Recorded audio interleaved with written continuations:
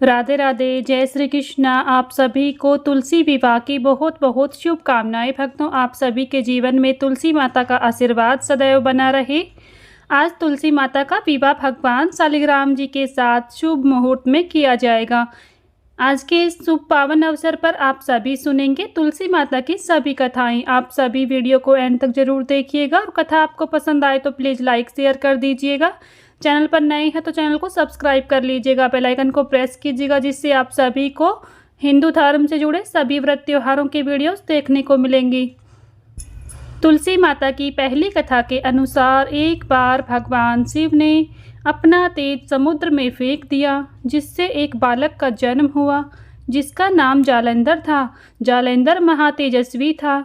वह आगे चलकर एक पराक्रमी दैत्य राजा बना, लेकिन जालंधर बेहद ही राक्षस प्रवृत्ति का था। जालंधर का विवाह दैत्य राज कालनेमी की पुत्री वृंदा से हुआ था। एक बार जालंधर के मन में पाप आया और उसने माता लक्ष्मी को पाने की कामना की। माता लक्ष्मी को पाने की इच्छा से उसने देवताओं के साथ युद्ध आरंभ कर दिया। जालंधर समुद्र से उत्पन्न हुआ था, तो ऐसे में माता लक्ष्मी ने उसे अपना भाई मान लिया। इधर जालंधर पराजित हो चुका था, लेकिन उसके मन का पाप यही नहीं ठहरा। इसके बाद वह देवी पार्वती को पाने की लालसा से कैलाश पर्वत पर पहुंच गया। माता पार्वती को छल से पाने के लिए जालंधर भगवान शिव का रूप धारण कर माता पार्वती के पास कैलाश पर्वत पर पहुंचा। हालांकि माता पार्वती ने अपने योग बल से उसे तुरंत ही पहचान लिया और माता शक्ति से वहां से तुरंत ही अंतर्ध्यान हो गई। जालंधर बहुत क्रोधित हो गया और वह भगवान शंकर के साथ युद्ध करने लगा। देवी पार्वती तुरंत ही भगवान विष्णु के पास पहुंची। जालंधर की पत्नी वृंदा अत्यंत पतिव्रता नारी थी। उसी के पतिव्रत धर्म की शक्ति से जालंधर ना तो मारा जाता और ना ही पराजित होता था। जालंधर का वध करने के लिए वृंदा का अस्तित्व का टूटना जरूरी था। इसके बाद भगवान विष्णु एक ऋषि का रूप धारण करके वन में पहुंचे, जहां वृंदा भ्रमण कर रही थी। भगवान विष्णु के साथ दो राक्षस भी वहां पहुंचे, जिन्हें देखकर वृंदा भयभीत हो गई। फिर भगवान विष्णु जो ऋषि के रूप में थे, उन्होंने वृंदा के सामने पल में दोनों को भस्म कर दिया। इसके बाद ऋषि से वृंदा ने कैलाश पर्वत पर महादेव के साथ युद्ध कर रहे अपने पति जालंधर के बारे में पूछा। ऋषि ने अपनी माया जाल से दो वानर प्रकट किए। एक वानर के हाथ में जालंधर का सिर था तथा दूसरे के हाथ में धड़। अपने पति की यह दशा देखकर वृंदा मूर्छित होकर गिर पड़ी। जब वृंदा को होश आया तो उसने अपने पति को जीवित करने की विनती की। इसके बाद भगवान ने अपनी माया से जालंधर का सिर धड़ से जोड़ दिया, लेकिन खुद भी वह इसी शरीर में प्रवेश कर गई। भगवान विष्णु के माया जाल के बारे में वृंदा नहीं जानती थी। उसके पति के शरीर में कोई और प्रवेश कर गया है। जालंधर बने भगवान के साथ वृंदा प्रतिव्रता का व्यवहार करने लगी, जिससे उसका अस्तित्व भंग हो गया। ऐसा होते ही उधर कैलाश पर्वत पर वृंदा का पति जालंधर युद्ध में मारा गया। जब वृंदा को सारी बात विस्तार से पता चली तो उसने क्रोध में आकर भगवान विष्णु को हृदयहीन शिला होने का श्राप दे दिया। अपने भक्त के श्राप को भगवान विष्णु ने स्वीकार किया और शालिग्राम पत्थर बन गए। सृष्टि के पालनकर्ता के पत्थर बन जाने से ब्रह्मांड में असंतुलन की स्थिति हो गई।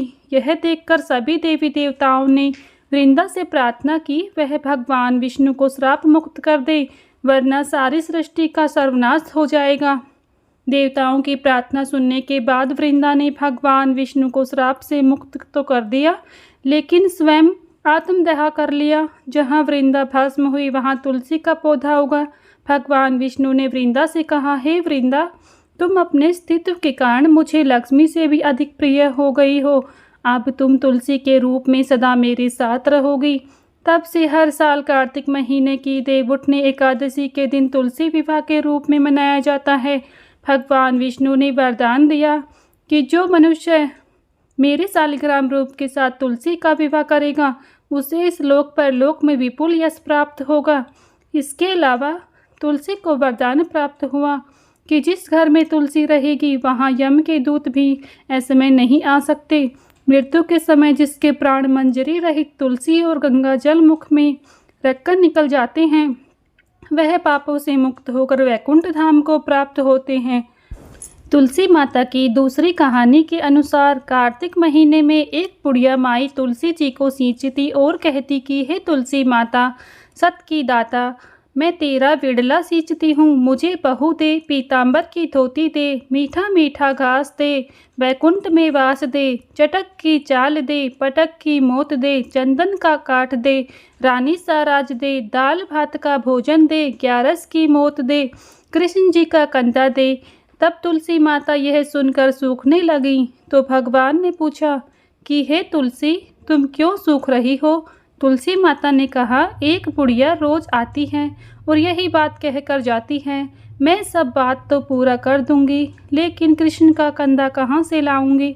तो भगवान बोले, जब वो मरेगी तो मैं अपने आप कंधा दे आऊँगा, तो बुढ़िया माई से कह देना। बाद में बुढ़िया माई मर गई, सब लोग आ गए। जब माई को ले जाने लगे तो वह किसी से न उठी। तब भगवान एक 12 वर्ष के बालक का रूप धारण करके आए। बालक ने कहा, मैं कान में एक बात कहूँगा तो बुढ़िया माई उठ जाएगी। बालक ने कान में कहा, बुढ़िया माई मन की निकाल ले, पीतांबर की धोती ले, मीठा मीठा घास ले, वैकुंठ का वास ले, चटक की चाल ले, पटक की मौत ले, कृष्ण जी का कंधा ले। यह सुनकर बुढ़िया माई हल्की हो गई। भगवान ने कंधा दिया और बुढ़िया माई को मुक्ति मिल गई। हे तुलसी माता, जैसे बुढ़िया माई को मुक्ति दी वैसे सबको देना। प्रेम से बोलिए, भगवान शालिग्राम जी की जय, माता तुलसी की जय, भगवान श्री कृष्ण जी की जय। इस प्रकार जो व्यक्ति कार्तिक महीने में भगवान विष्णु, माता लक्ष्मी की पूजा करते हैं, साथ साथ तुलसी माता की पूजा करते हैं, उन्हें भगवान श्री कृष्ण, भगवान विष्णु जी का विशेष आशीर्वाद प्राप्त होता है। तुलसी के पौधे के समक्ष घी का दीपक जलाता है, उसके जीवन के सारे दुख दूर हो जाते हैं। इतना ही नहीं, इस महीने में तुलसी माता की कथा पढ़ना भी अत्यंत पुण्य का काम माना गया है। कहते हैं इस कथा को सुनने मात्र से ही व्यक्ति अपने सभी पापों से मुक्ति पा लेता है और जीवन में सुख शांति आती है। प्रेम से बोलिए, माता तुलसी की जय। यहीं पर माता तुलसी की व्रत कथाएं संपन्न होती हैं। अगर आप सभी को हमारी ये व्रत कथाएं पसंद आती हैं तो प्लीज़ वीडियो को लाइक शेयर करें। चैनल पर अगर नए हैं तो चैनल को सब्सक्राइब कर लें, बेल आइकन को प्रेस कर लें, जिससे आप सभी को हिंदू धर्म से जुड़े सभी व्रत त्योहारों की वीडियोस देखने को मिलेंगी। कमेंट बॉक्स में तुलसी माता की जय जरूर लिखें और साथ ही बताएं आपको हमारे चैनल पर कैसी कथाएं सुनना पसंद है। कमेंट करके हमें ज़रूर बताएं। मिलती हूँ नेक्स्ट वीडियो में, तब तक के लिए सभी को राधे राधे, जय श्री कृष्ण।